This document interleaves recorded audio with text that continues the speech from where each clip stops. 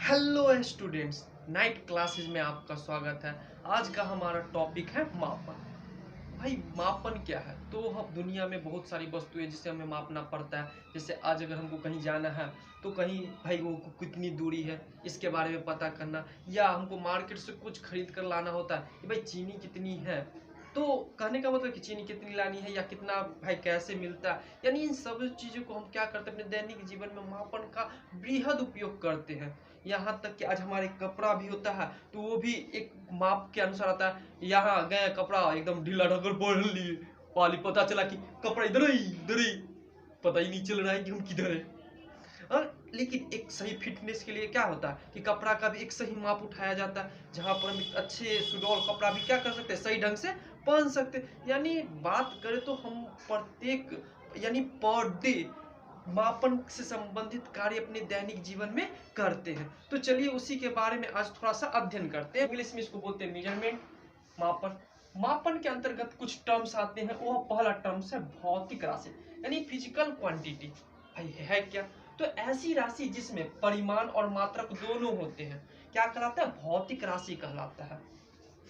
जैसे कहा क्या रहा है कि परिमाण और मात्रक राशि। तो भाई राशि कहने का मतलब जैसे कि यहाँ पर लंबाई है, एक लंबाई राशि है जिसको हमको मापना है। तो उसमें क्या है? तो ये दो वर्ड छुपा हुआ है, परिमाण और मात्रक। जैसे जैसे कि सपोज कर लीजिए कि यहाँ से हमको पटना से दिल्ली जाना है।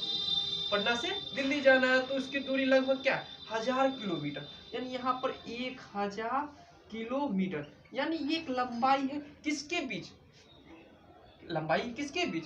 तो पटना और दिल्ली के बीच। तो यहाँ पर दो मान प्राप्त हो रहे हैं, एक संख्यात्मक और एक यहाँ पर देख रहे हैं मात्रात्मक। ये जो मान है यह मान कहलाता है हमारा मात्रक कहलाता है, और यह मान हमारा कहलाता है परिमाण।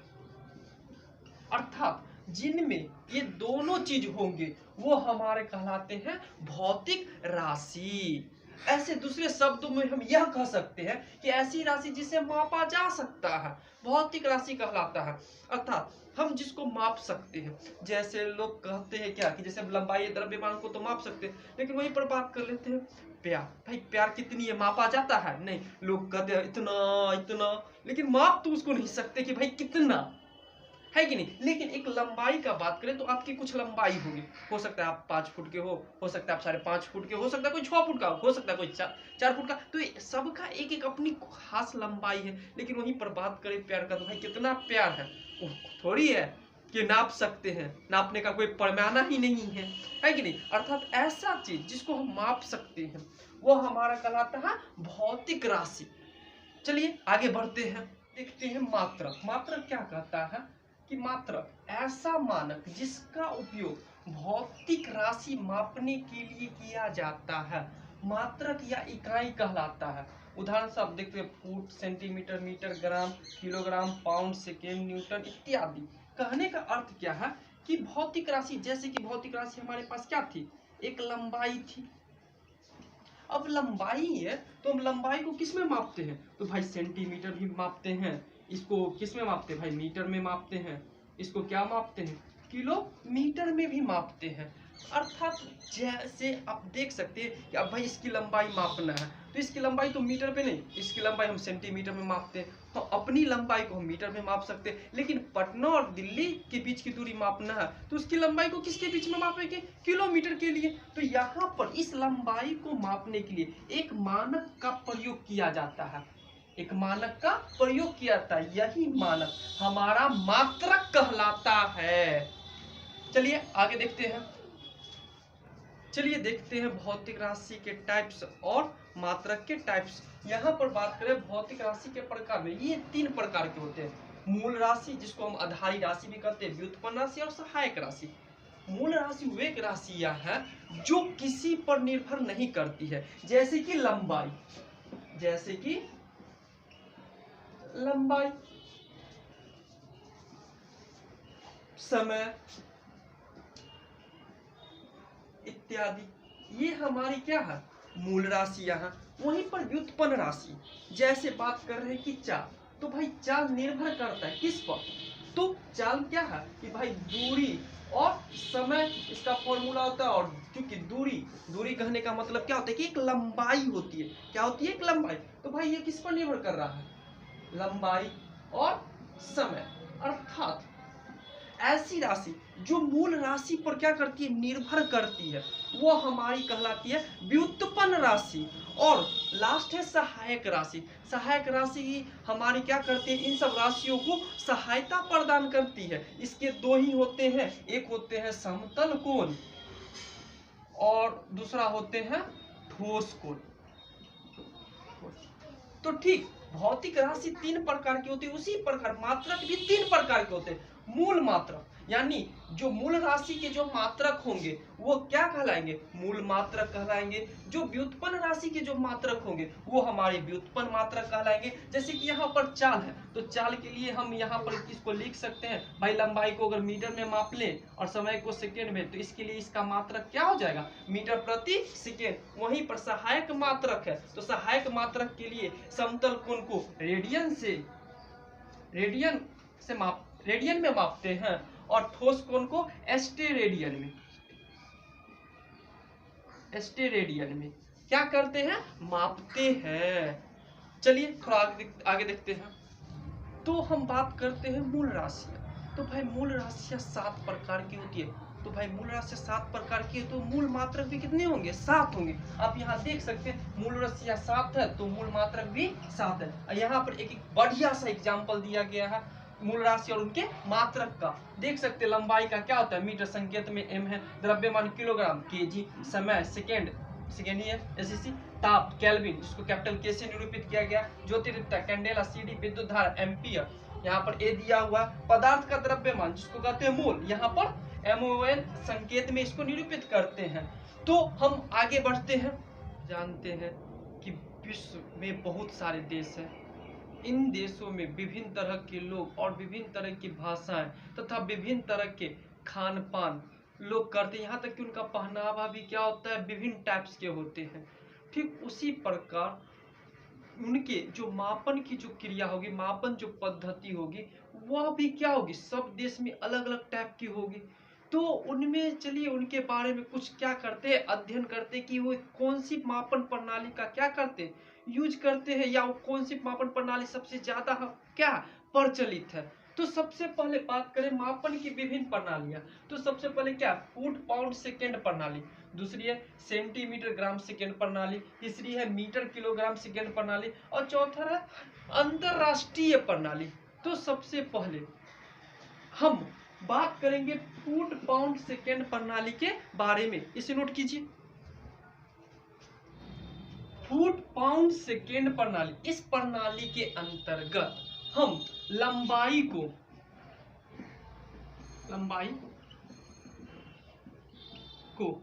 फुट में, द्रव्यमान को पाउंड में और समय को सेकेंड में मापते हैं। फुट का शॉर्ट फॉर्म क्या होता है? F, पाउंड का P और सेकेंड का क्या हो जाता है? S। तो ये तीनों मिलकर हमारा क्या बनता है? FPS system. यह एक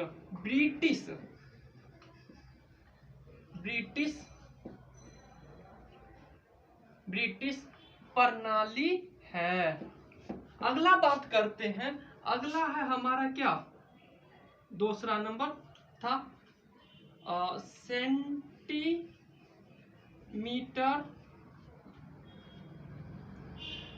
ग्राम सेकेंड प्रणाली। इस प्रणाली के अंतर्गत लंबाई को सेंटीमीटर में, द्रव्यमान को ग्राम में और समय को सेकेंड में क्या करते हैं? मापते हैं। सेंटीमीटर का शॉर्ट फॉर्म हो जाता है क्या? C, ग्राम का G और सेकेंड का S। यानी इस कैपिटल लिख देते हैं। तो यहाँ पर इस तीनों को मिलाकर इस पद्धति का नाम बनता है शॉर्ट में CGS सिस्टम। यह एक फ्रांसीसी प्रणाली है, फ्रांसीसी प्रणाली है। चलिए आप इसे नोट कीजिए, अगली पद्धति को देखते हैं। इस प्रणाली के अंतर्गत लंबाई को किसमें, मीटर में, द्रव्यमान को किलोग्राम में और समय को सेकेंड में मापते हैं। इसका मीटर का M, किलोग्राम का K और इसका S, तीनों को मिलाकर बनता है MKS सिस्टम। यह सिस्टम CGS सिस्टम से निकला गया है। यह इसका बड़ा रूप है। यह भी एक फ्रांसीसी प्रणाली है। कैसी, कौन प्रणाली है, फ्रांसीसी प्रणाली है। अब हमारा लास्ट बचता है अंतरराष्ट्रीय प्रणाली। वो क्या होता है, पहले इसे आप नोट कर लीजिए। बात करते हैं अंतरराष्ट्रीय प्रणाली की। भाई अंतरराष्ट्रीय प्रणाली कहने का अर्थ होता है कि विश्व में बहुत सारे देश है और सभी देशों की जो मापने की जो पैमाना होगी वो अलग अलग होगी। कहने का मतलब किसी देश के लिए 1 मीटर हो सकता है इतना हो, किसी के लिए इतना हो। तो आए दिन क्या हो सकता है, उसके लिए हो सकता है कि झंझट हो जाए, भाई नहीं मेरा इतना है तुम इतना कैसे दे सकते हो, मेरा इतना है तुम इतना क्यों दे रहे हो 1 मीटर में। कहने का मतलब कि एक ऐसा पैमाना चुना जाए जिससे सभी पूरे विश्व को क्या हो, मापने में एक सहूलियत प्रदान हो। तो उसके लिए एक प्रस्ताव लाया गया अंतरराष्ट्रीय प्रणाली का। यह प्रणाली MKS प्रणाली का बृहद रूप है। संक्षेप में इस प्रणाली को SI प्रणाली भी कहते हैं। इस प्रणाली का उद्देश्य पूरे विश्व में समान रूप से लागू करना है ताकि किसी को भी मापन में समस्या न हो। ठीक है, चलिए आगे बढ़ते हैं। चलिए देखते हैं SI मात्रक लिखने की विधियां क्या है, विधियां क्यों जरूरी है। भाई हम यूज करते तो पूरा विश्व यूज कर रहा है, तो एक ऐसा चीज लिया जाएगा जो सबके लिए मान्य हो।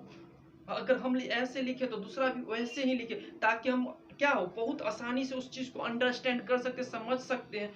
तो क्या है, क्या कहता है, सो देखिए कि पूरा शब्द लिखे या स्वीकृत संकेताक्षर।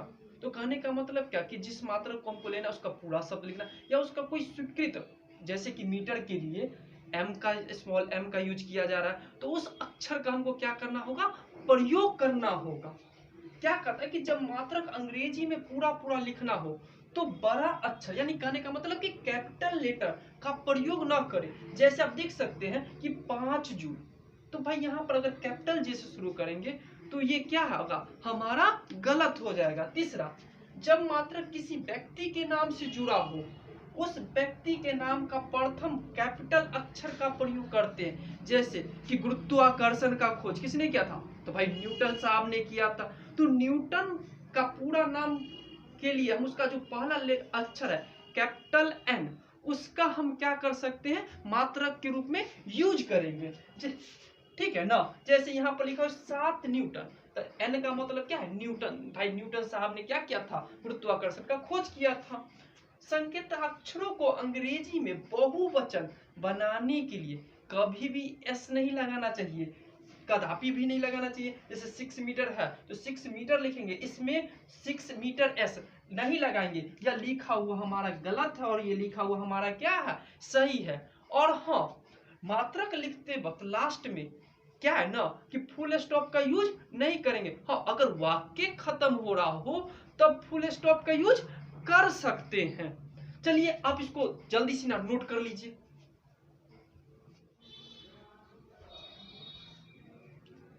बात करते हैं मानक उपसर्ग। अब भाई मानक उपसर्ग है क्या। अब क्या है ना कि SI मात्रक में जब हम मापते किसी चीज को तो कभी कभी मान बहुत बड़ा आ जाता है, या कभी कभी मान क्या आ जाता है, बहुत ही छोटा आ जाता है। जैसे बात कर लेते हैं कि पृथ्वी की त्रिज्या, तो भाई पृथ्वी की त्रिज्या कितना होती है आपको पता है कितना? तो 6.4 गुने 10 के पावर 6 मीटर। किसकी त्रिज्या? तो पृथ्वी की त्रिज्या। अब यहाँ पर आप देख सकते हैं कि पृथ्वी की त्रिज्या को व्यक्त करने के लिए हमको क्या है ना कि गुना के रूप में 10 का कुछ घात लेते हैं। क्या लेते हैं? 10 का कुछ घात लेते हैं, ताकि उस बड़े बड़े मान को एक छोटे रूप में हम क्या कर सके? व्यवस्थित कर सके। तो यह 10 के पावर के रूप में किसी गुणात्मक यानी गुणज के रूप में लेना, यही हमारा कहलाता है मानक उपसर्ग। जैसे 10 के पावर 6 है तो भाई 10 के पावर 6 मीटर है तो इसको बोलते हैं माइक्रो। तो चलिए हम इसी प्रकार देखते हैं कि हमारे क्या क्या मानक उपसर्ग है।